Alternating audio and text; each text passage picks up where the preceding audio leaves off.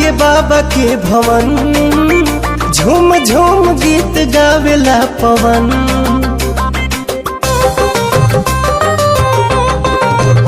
ओम नमः शिवाय के भजे, महादेव से ही खुश रहे मन।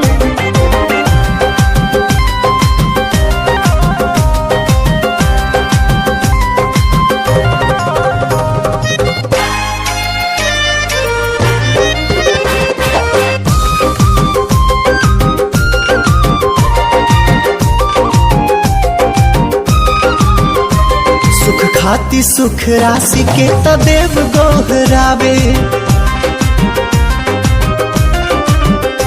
महाकाल अविनाशी के त जय जय मनावे। जब पड़ेला जो फिर सब शरण में आवे, सब शरण में आवे।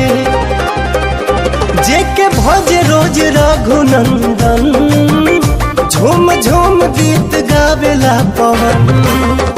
बड़ा नीक लागे बाबा के भवन, झूम झूम गीत गावेला पवन।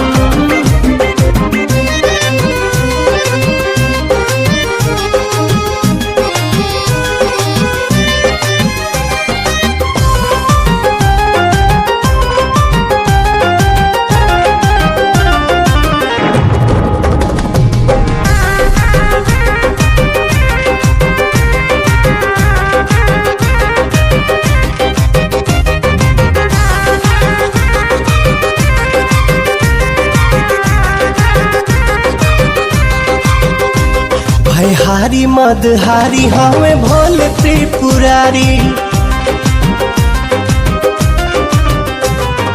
अगम अनंत बाबा हमें गंगाधारी। अलख निरंजनी मंगलकारी, मंगलकारी। देखी तर से मतलबी नयन, झूम झूम गीत गावेला पवन।